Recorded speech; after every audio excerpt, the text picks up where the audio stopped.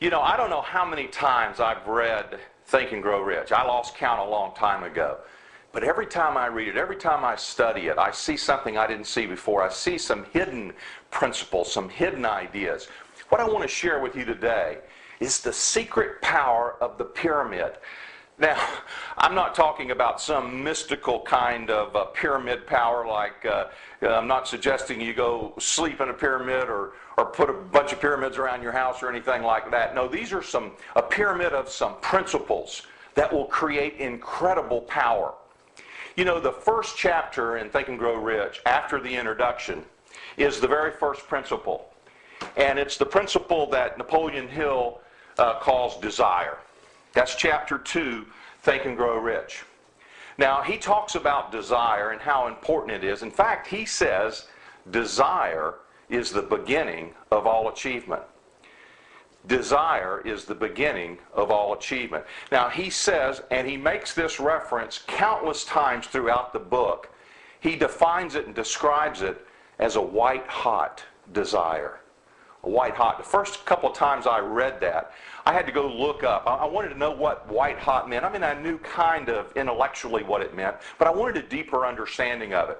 When he wrote the book in 1937, or when he came out with the book in 1937, many people in the world were employed in these large factories where these big kilns and these big fires burned. And a hot fire, the hottest fire, is a fire that the color of it is white hot. So what he was trying to communicate in words of the day was you needed to have the hottest desire that you could possibly create. That's the first fundamental principle in whatever it is you want to do in becoming successful, is that white hot desire. Then you go to the next chapter and you find the second principle. He calls it faith. A lot of times will use the word belief. Belief and faith are cousins, first cousins. They basically mean the same thing. Now, if you look at Hill's book, Hill says faith is the most powerful force on earth. And you find references to that throughout all of the ancient wisdom. You know, if you read the Christian Bible, there's a passage in there about the faith just the size of a mustard seed, which is one of the smallest seeds. Faith the size of a mustard seed is enough to move mountains. That was the example used there. That's a very, very powerful principle if that little bit of faith has that much power. And in fact, it does. You can do amazing things if you have belief, if you have faith. Hill says that those two principles must be present to have any type of success at all. You're not likely to move forward without both of those. Sometimes now, we won't begin with the white-hot desire. There's been many times when I started things that I had a desire, but it wasn't necessarily white-hot. I'm going to show you in a minute how you take a normal desire and you turn it into a white-hot desire. So we've got our desire. We begin to work on our faith and our belief, and we must do that before we can go to principle number 3, which is the principle of action. Now, Hill calls it decision. That's the name of the chapter, decision. You must have faith before you act. In fact, James Allen, who wrote As a Man Thinketh, says, belief precedes all action. You're not likely to take action if you have no belief, no faith. You're not likely to make the decision if you have no belief, you have no faith. So that's why these follow in the order that they do, not just in Hill's book, but in the order of principles. When we go after something, this is how we must develop it. If you start trying to take action before desire, before faith are there, then you're not going to act very long. In fact, your actions will be very weak. That you won't have a full commitment. You won't have that decision that Hill talks about having. So you start with the white-hot desire, you create a strong faith and belief, you then begin to take action.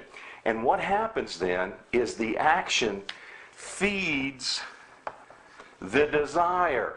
So if we started with desire and we went to then create a strong faith and a strong belief. That fed our psyche in order to take action, make the decision. And I should do this in another color.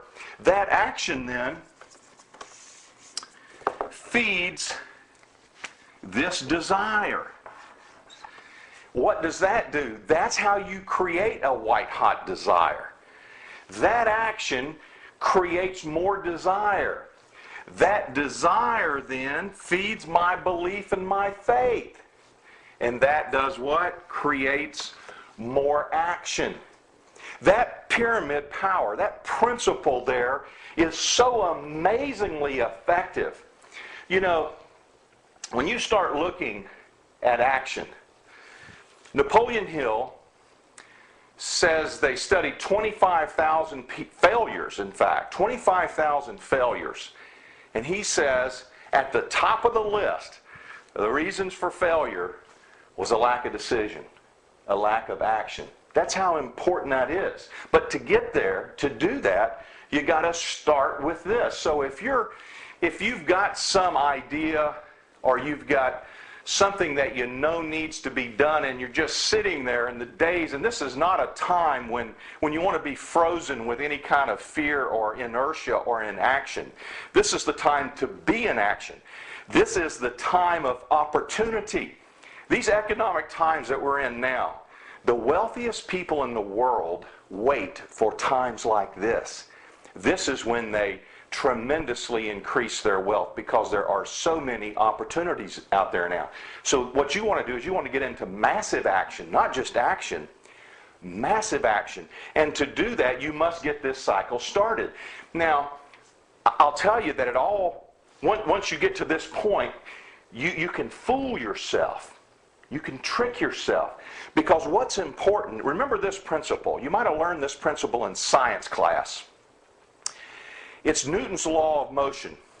And Newton says that a body at rest tends to remain at rest.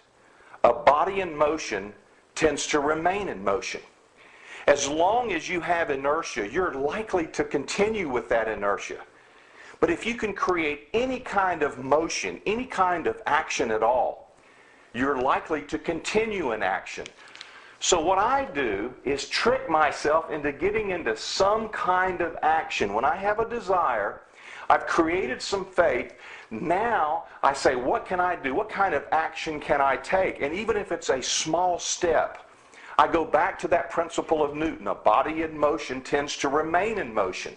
So what I want to do is do anything toward my goal that will get me in motion, that will cause me to begin moving toward it.